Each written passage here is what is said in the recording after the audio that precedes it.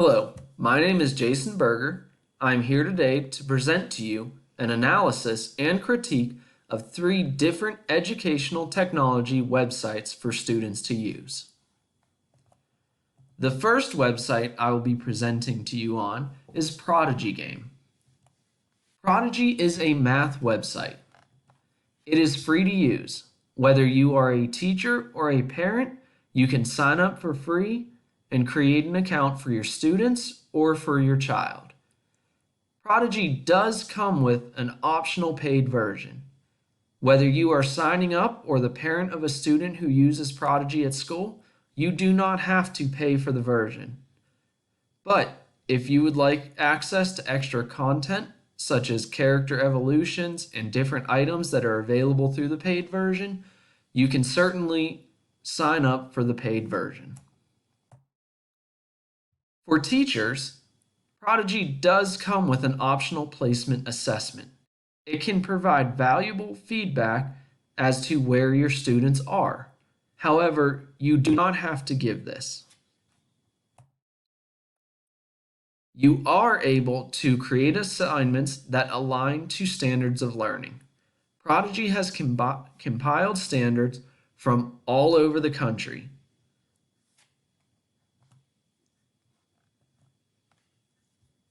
Prodigy also provides data related to student progress.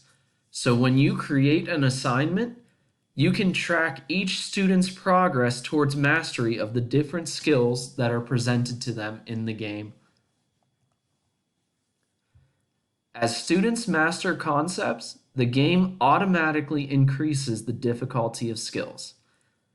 This can challenge students who may advance more quickly and give them problems that will challenge them.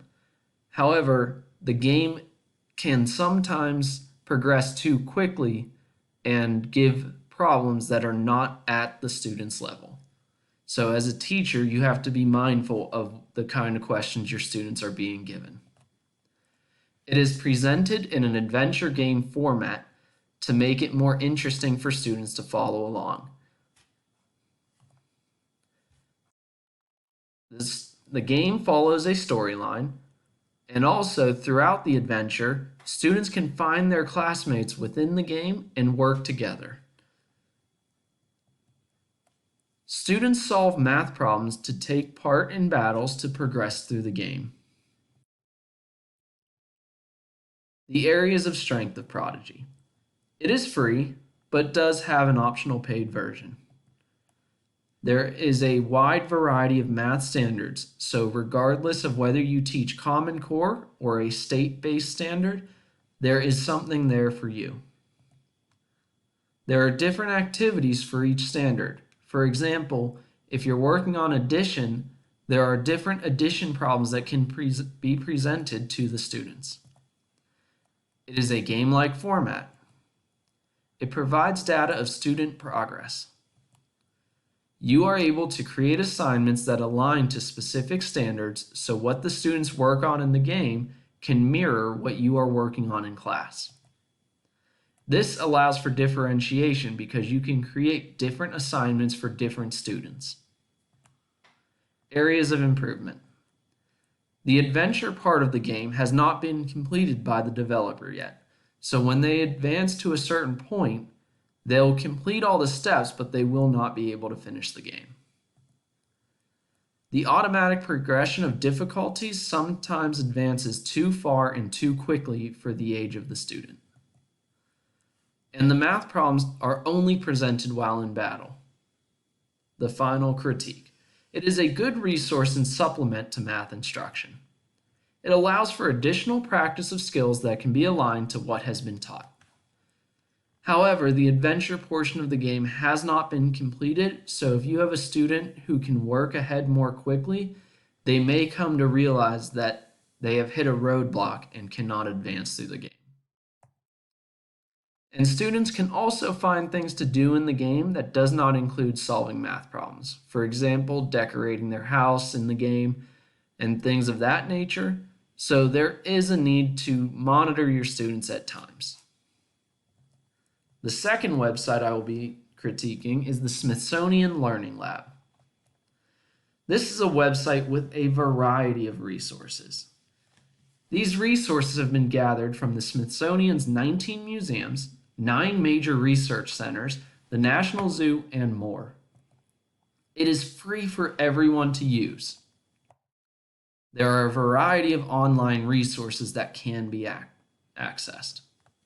There are videos, articles, which are both research and information based, lesson and activity guides, and distance learning resources.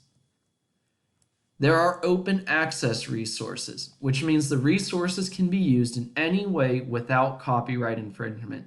They have made these resources available to any person to use however they see fit. The areas of strength. It is free to use and it is consistently updated by the Smithsonian. The information and resources provided are grounded in research. They have adapted the resources to the pandemic, so they have made resources more readily available to everyone. It is easier to access and use. Areas of improvement. There is nothing to be noted for areas of improvement. Final critique. It is a strong resource with many different resources to choose from. The resources are presented in a variety of ways and formats. It is free to use. And there are a variety of open access resources, which means any person can access these and use them however they wish in their instruction. The final website I will be critiquing is Common Sense Education. This is a website that contains information for parents, teachers, and advocates of educational technology. There are many resources on this website to assist teachers with teaching digital citizenship. There are lesson plans and activities for students from kindergarten all the way through 12th grade. There are implementation guides. There are also classroom posters which can be printed off. There are toolkits that can assist the teacher with teaching the lessons. There are videos that are free to access. There are engagement resources for parents. And the website contains a variety of educational games for students to practice the skills. However, the games are for students in grades 3 through 8. All of the resources provided on the website have been grounded in research. The resources are through Project Zero at the Harvard Graduate School of Education.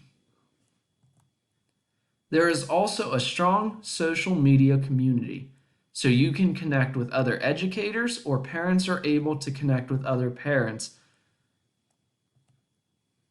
They have Facebook, Twitter, and YouTube available. The analysis. Areas of strength.